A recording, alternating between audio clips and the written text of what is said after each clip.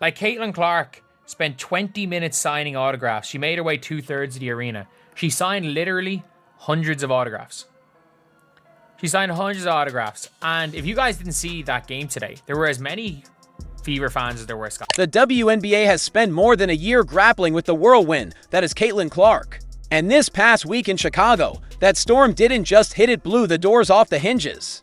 Forget the box score for a moment. Forget the Indiana Fevers. Dominant 93-78 victory over the Chicago Sky. This story, this moment in sports history, wasn't even about what happened on the court. No, it was about the woman who didn't even suit up and still took over the city like she owned it. When the Indiana Fever rolled into the Windy City, So once again, the god Caitlin Clark came and bricked Barbie's house, scraped her goofy ass even on her off day, and took over her arena, signing autographs. You see, Black Clan, this is what the face of the league looks like, ladies and gentlemen. Caitlin Clark. Everybody wanting to get a signature of the most electrifying woman in women's basketball, man. You'd be forgiven for thinking they brought the Pope, not a basketball team. Chicago's United Center, an arena built to hold 20,000 fans and echo with the roars of hometown pride, transformed into something else entirely. It became Caitlin Clark's cathedral, her autograph stage, her sanctuary of adoration, and she didn't even play. She sat on the bench nursing a groin injury, the 4th game she'd missed. But none of that mattered. The moment she walked into that building, every camera lens pivoted. Angel Reese, she's all in Indiana during All-Star, and her Reebok campaign, come to your trap, take over your trap. What happened to that? Because it looked like Caitlin Clark went to Chicago and took the city over. It looked like she took the city over. She took your trap over. Caitlin Clark, bro, it was more fans running. They was running down on Caitlin Clark like she was Michael Jordan. The Chicago Sky on Barbie Night, of which Angel Reese was not in the game. She is who Barbie Night is pretty much named after, but she is out with a back injury. As a matter of fact, many of their players are out. Mariah Jefferson is out. Haley Van Lith is out. Again, Angel Reese is out. So this game, in my mind, was pretty much a lock. And I gotta say, it was not the funnest game. And the fact that the Chicago Sky even brought it back, they were just killing. Every voice raised, every eye turned. Caitlin Clark didn't just enter the arena. She arrived like a rock star, like a monarch, like the heartbeat of a movement. Even the move to the United Center wasn't a regular scheduling change. It was intentional. It was calculated. It was for her. The demand to see Clark was so overwhelming that they had to shift the game from the Wintrust Arena to the same venue where Michael Jordan built his legacy. And here comes Clark, no sneakers, no jersey, just a warm-up fit and a commitment to her fans, turning that colossal space. Estoy bien nerviosa.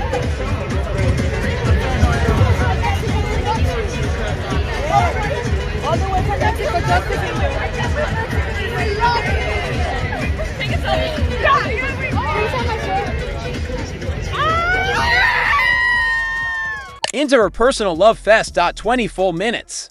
That's how long she spent signing autographs around the perimeter of the arena. Jerseys, sneakers, posters, hats, phones, anything a fan could shove into her hands. She touched with a smile. She moved slowly and purposefully round 2/3 of the arena. And when security tried to usher her toward the tunnel, as if she were just some other injured player, she waved them off and kept going. Because Caitlin Clark knows exactly what she means to these people, to this league, to this moment in history. She knows the cameras are rolling. She knows the eyes are watching. And she embraces it not with arrogance, but with grace. Even hurt, she gave everything she could. And while she was working that crowd like a presidential candidate shaking hands in a swing state, Angel Reese was elsewhere. Her back injury had sidelined her for this do this in Indiana or in any arena, because we don't come to see you, Bricklaying Sloth. Caitlin Clark is the official owner of Chicago, man. It's time that y'all build a Caitlin Clark statue in Chicago in front of the Chicago Sky Arena, man. Because Clark just comes over and takes over the arena with all the dozens and dozens of people, boys, girls, everybody wanting to see the God, Caitlyn, was just on another level today, man. Oh my goodness. I'm talking about the hustle, the steal, the drive, the shot making, the making the threes. Fam, it was just really a dominant performance from her, man. Really looking like one of those superstars. All right. She looked like a pure superstar today, man. However you want to chalk it up. All right. Had 35 points. 35 points. Marquee matchup. The very one she'd undoubtedly circled when the schedule dropped. Her team, the Sky, were being dismantled on their home court, and her rival was outshining her again without ever dribbling the ball. That's not just a tough loss. That's existential. That's cosmic. That's the basketball gods laughing from above. Let's talk numbers. While Clark soaked in cheers from fans who traveled across state lines just to glimpse her, her teammate Kelsey Mitchell was busy torching Chicago's defense. Mitchell dropped an insane 35 points on the Sky, hitting 7 threes, notching her 100th career 20-point game, her 930-point performance, and snagging her 100th career steal. Her name now sits just behind franchise legend Tamika Catchings. In the history books, you know what that means. The Fever aren't just the Caitlin Clark show. They're a legit threat with real firepower. The Chicago Sky getting their asses blown out by 40. It's just another shining example of the delusion that runs through the WNBA. Like, some players in the WNBA really truly believe that they play basketball on like skill on par level as men in the NBA. These women in the WNBA are a Bush League junior varsity high school basketball team. It would be one thing if like you're shooting and your shots just weren't falling and your percentage was just like low for the night. But this is just absolutely an embarrassing display of what is described as the best of the best level of basketball. And like, by the way, like, people didn't know whether or not Caitlin was playing that game until the very end.